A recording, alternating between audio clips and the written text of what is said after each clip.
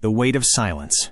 Some stories entertain you, but some stories stay with you. If this one made you feel something, that's not by accident. Because here, we don't tell ordinary stories. We tell stories about freedom, courage, and the kind of love that never tries to control you. So if you're tired of empty content and you want stories that actually mean something, hit subscribe and walk this journey with us. Because the next story might change the way you see everything. Chapter 1. The Manor of Shadows. A mother loved her son, but she never noticed the moment he needed her the most.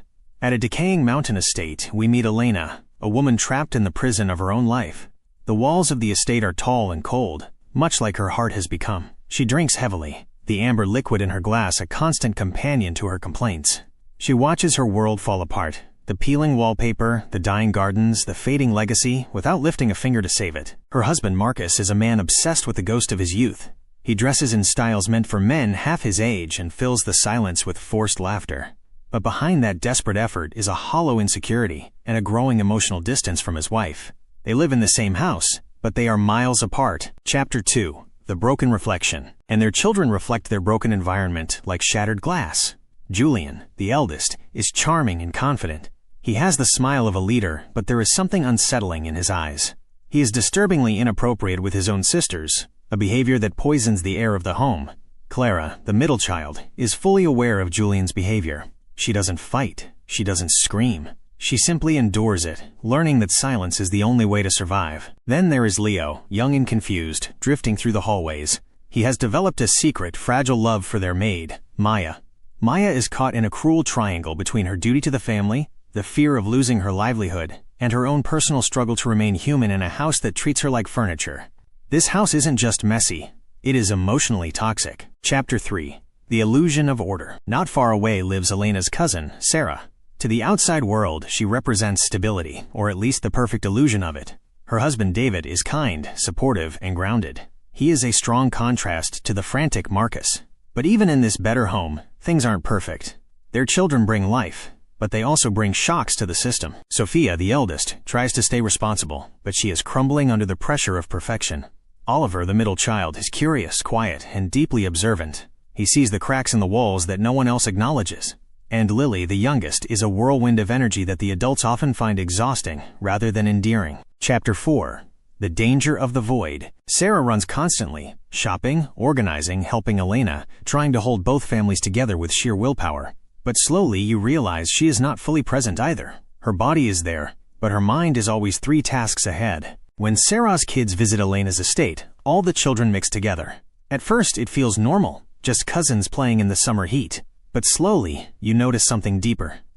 They are bored all the time. In a world with no guidance, boredom becomes a dangerous animal. They crave stimulation, and they start pushing limits just to feel something.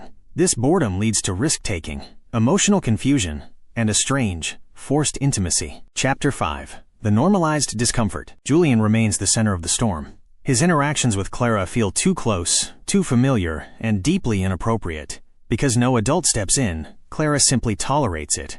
This shows how normalized discomfort becomes when the people meant to protect you are looking the other way. Meanwhile, Leo's feelings for Maya grow. It's an innocent love in his mind, the discovery of first emotions, but it's weighted with tragedy. Maya is older and in a lower social position. She cannot respond freely even if she wanted to. Leo doesn't understand the power imbalance, and Maya doesn't have the freedom to be honest. Love here is shaped by silence. Chapter 6. The Unseen Witness. In this landscape of neglect, Oliver stands apart. While the others push boundaries, he retreats into his imagination. He talks about a beast in the cellar, a story he uses to make sense of the fear he feels in the house. But the adults dismiss him as imaginative. His siblings ignore him. He is surrounded by people, yet he is emotionally stranded. His mother, Sarah, doesn't ignore him out of hate, but she is too busy managing the big problems of the estate to see the small boy's soul. She misses the signals. She misses the moments where his eyes ask for help.